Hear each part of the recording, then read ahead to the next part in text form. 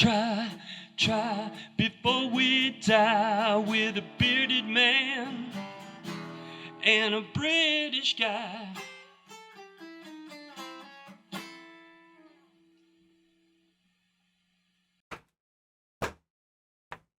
Try before we die, everybody. It's bonus episode night, but the good news is I'm still Colin. And I'm still Malcolm. You know what we're going to do tonight, Malcolm? No, but it looks very interesting. It is. We're going to have a drink out of it.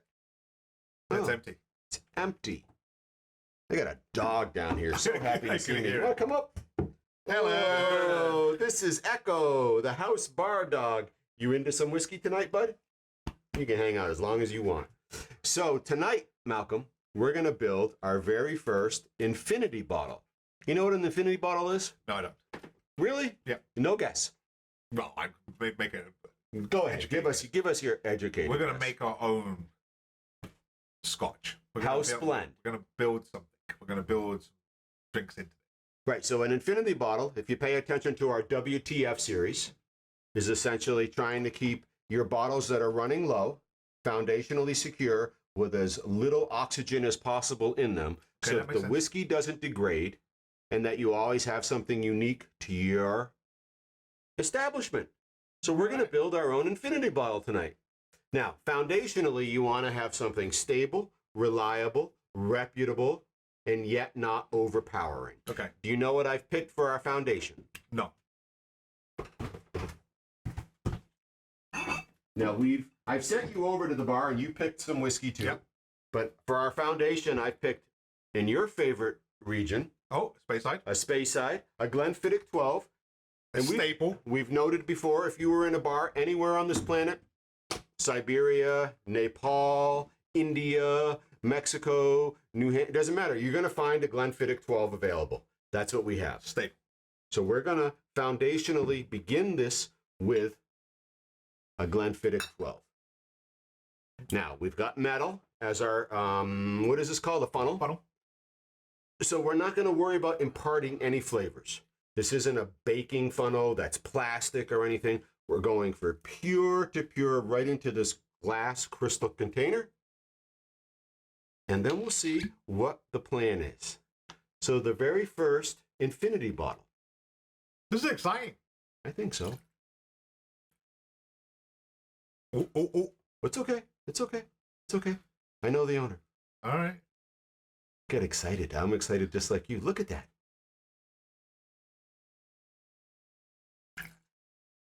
So the idea is that we want to have this really stable foundation so that whatever flavor profile we choose to add, should we just go for it? Finish it. Why? What are you going to do? Mal says kill it. What are you going to do? Drink it? Send it to Felix? Send it to Phoenix. He does like that. He does like it. He does like it. Yeah, you know, when Felix gets to drinking, they don't roll away. He's a huge fan. Yeah, that's okay. Was that lively? Yeah, that was lively. Yeah. All right, so foundationally, we're built on a 12-year-old Glenfiddich A staple. staple, pioneer single malt category, matured in the finest sherry and bourbon casks. Interesting. We truly don't prepare for these things. Then uniquely married in oak for a beautifully balanced nose and refreshingly complex flavor. Now, you and I would say about the Glenfiddich 12, what?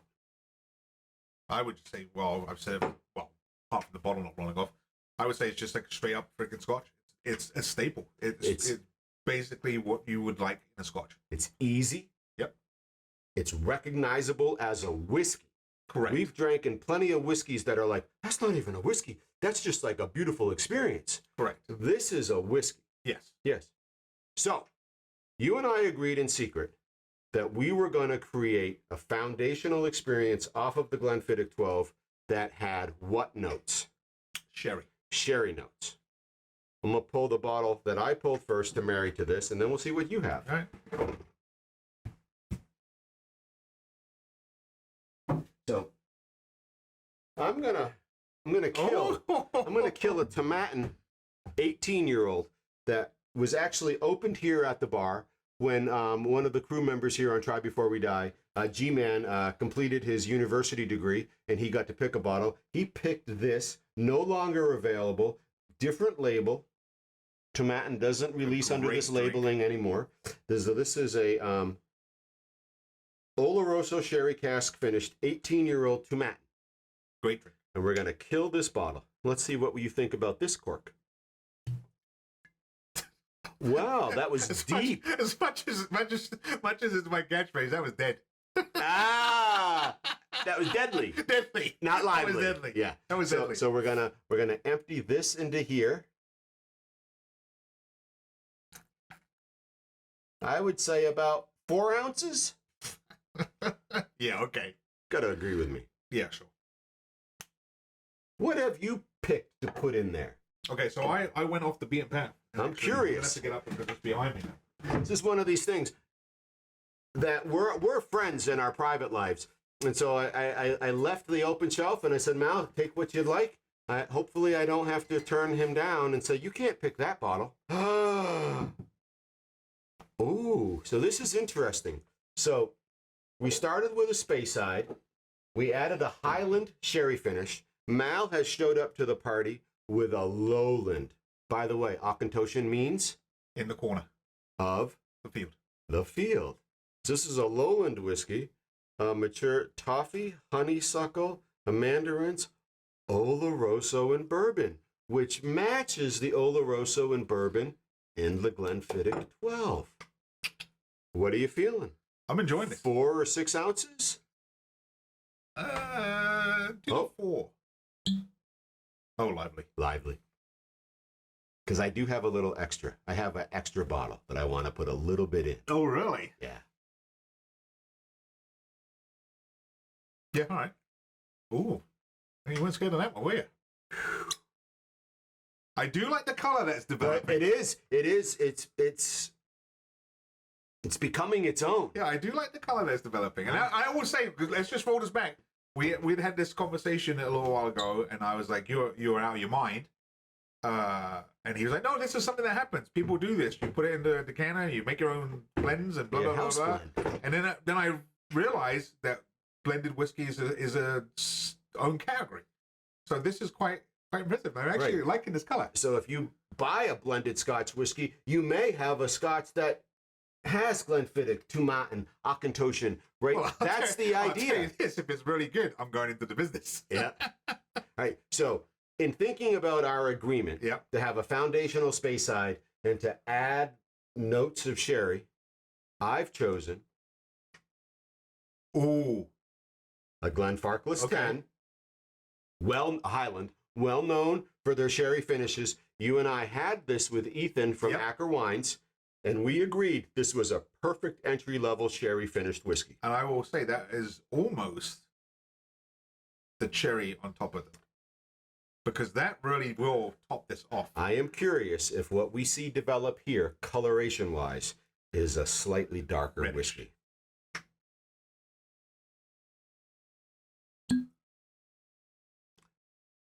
That was lively. That was lively. Yeah. Hey, let's see. Oh, it's coming out quite clear. I'm going to give it a nice dose.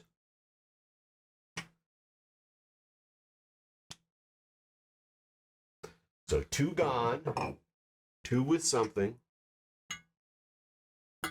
Now, do we have to do any stirring, or? Well, I think we'll put shake the it thing a little on bit? and we'll give it a once over. Now, an infinity bottle, ultimately we would bring it up to here.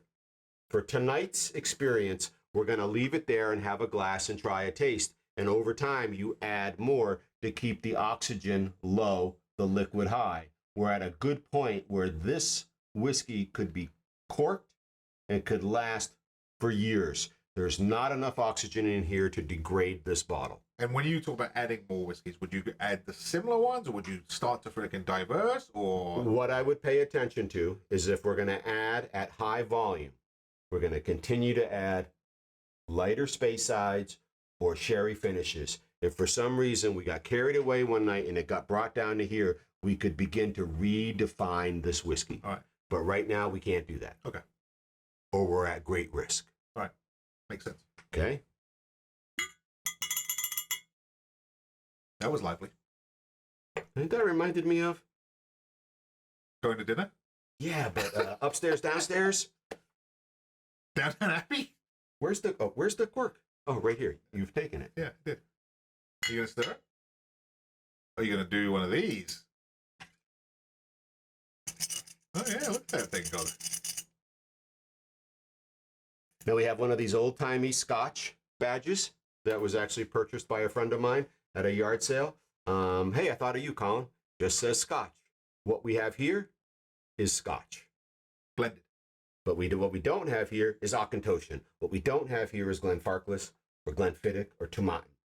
We have Scotch. All right. And this is actually a little bit like This is interesting, right? This is our own little world of experimentation. Now, have you ever done this before? I have made a house blend before, but only of 2 whiskeys. All right. Of a Glenmorangie, the 10 original. Yeah. And in all honesty, I forget what I've paired with it. But I find that to be a great foundation as well. Are you curious? I am. Extremely. Yeah. A little nervous as well. Yep. A little nervous. The very first infinity bottle here at the bitter end.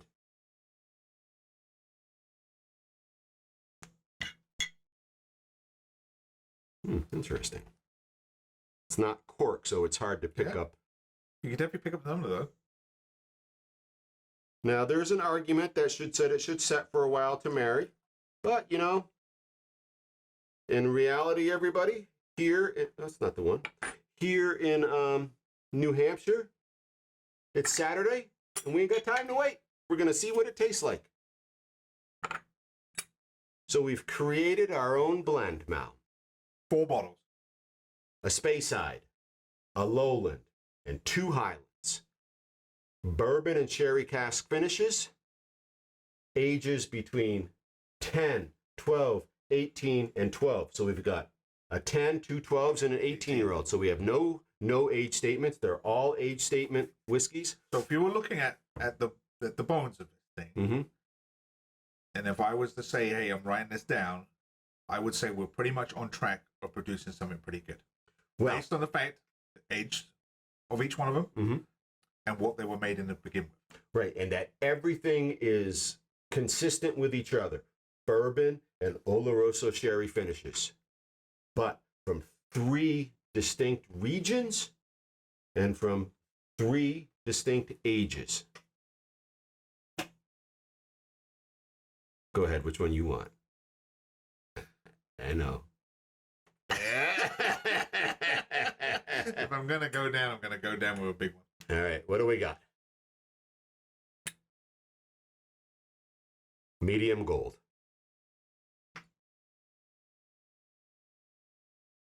To take a word from one of our members of our crew, this could almost be like a dark straw.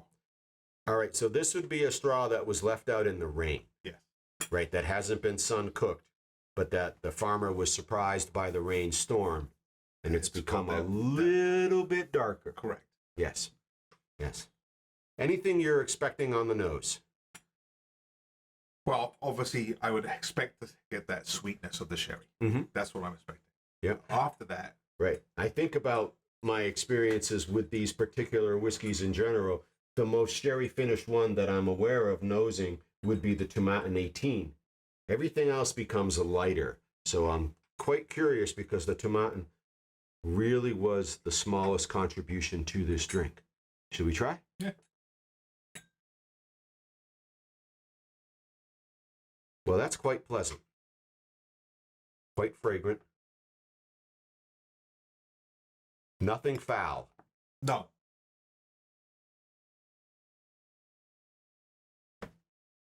But a little bit more zip than I was going to give it credit. It has something that's tingling I think the that nose. zip is going to be the bourbon cask, and we know there's bourbon casks in the Glenfiddich and in the Auchentoshan. It's labeled that way. That doesn't mean it's not here, but it's labeled that way. We can feel confident bourbon probably exists in everyone, but the bourbon is pronounced and labeled in the Glenfiddich and the Auchentoshan. And it definitely has that sherry. Yeah. You can pull it. can definitely smell it. I'm going to say it again. There's nothing foul on that nose. No, this is actually pretty decent. Yeah. All right. Shall we go for it? Yeah. All right. Okay. Our first Infinity bottle.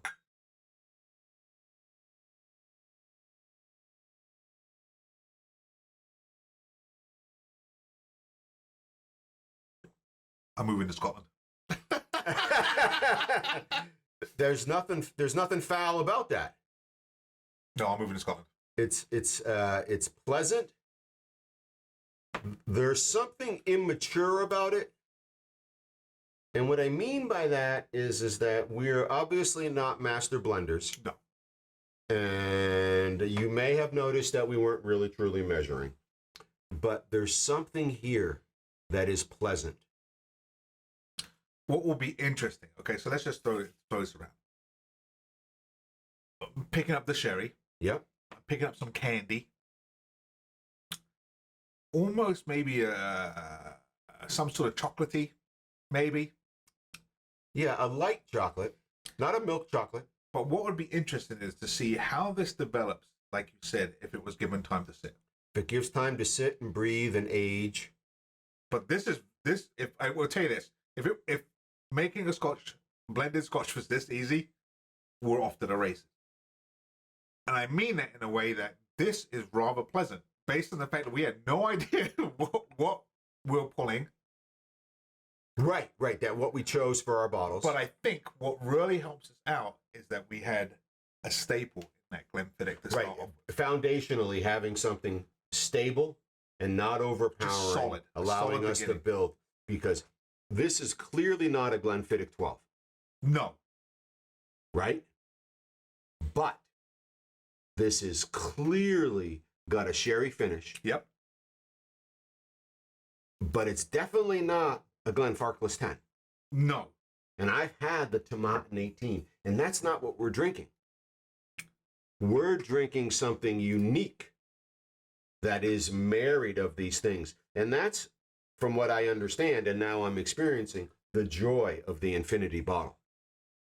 Is that you get to continue to evolve the experience without making the mistake of pouring something peaty and seaside and maritime into here, because foundationally and what we've done already, that may not work. So this Infinity bottle needs to continue down this sherry Speyside path. Bourbon. Right, in bourbon casks. No, this is like I said, this is really, really interesting that we were managed to pull bottles that really combined well with each other. Yeah. And now it's like you start to get into now. I wonder what would happen if the 18 would have been a little bit more heavier. Right, if we had a little bit more of the Tomatin.